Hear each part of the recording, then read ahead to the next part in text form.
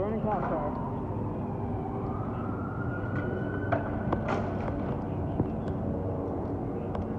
Well, guys, shockingly, Antifa is at it again. This time gathering revenge against law enforcement officers in Atlanta over the killing of one of their friends that apparently shot at law enforcement in Atlanta. So they're going to riot, loot, commit arson, yada, yada, yada, if a police officer shoots someone who's shooting at police officers. At least that's my understanding of it. So they're smashing up businesses again. There's vehicles on fire. And because a cop shot back and killed an Antifa militant. You can't make this stuff up, folks. Remember, don't forget, the guys burning down Atlanta, just like the people that burned down Portland and Seattle and Kenosha and all these other cities around America in 2020 for months on end, causing billions of dollars in damage, committing murder, all of those things. Those guys are not people you need to worry about, folks. Remember that. But white nationalists, they're the extremists. They're the ones apparently committing all of this, is what we've been told from the media.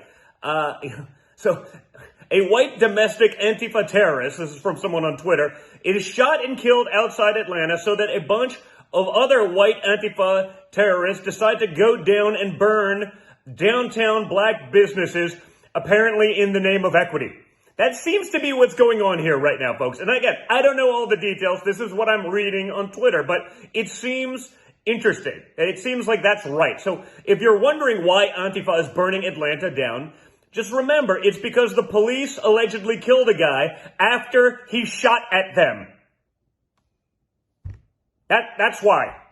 So apparently, police are supposed to just be shot at. We're supposed to just be targets if you're on the side of the law. And if you actually shoot back, if you actually defend yourself, now you're in big trouble. So remember that as they're coming after your Second Amendment, guys, because there's a reason they're doing these things, okay? So officials say Manuel, I guess that's the victim, shot first at a state trooper without warning, and an officer or officers returned fire. I don't know, guys. At what other point in history was that not the normal response? That's with the media, with the Democrats, with everyone giving these clowns, these criminals, these thugs, absolute free reign, letting them be above the law for years. We have literally taught them, okay? This is a learned response. We've taught them that it's okay to essentially shoot at police officers. And when you do, they can riot, loot, steal, and there's going to be no consequence. So here we go again, and the reporters are now describing Antifa burning police cars as a largely peaceful protest. They're literally doing it again. Maybe not in those exact words, but they're doing it. I'm hearing now, well, it's like 6 people that really did this, and everyone else is peacefully protesting. Just stop it. Just stop it. Crime is rampant in Atlanta. So the city decides to build a new police training facility, okay? They do that. Antifa occupies the building area, corners it off, creates an autonomous zone around it, and then they shoot a cop. The cop shoots back, killing the Antifa bad guy, and now Antifa is apparently organizing for more crime.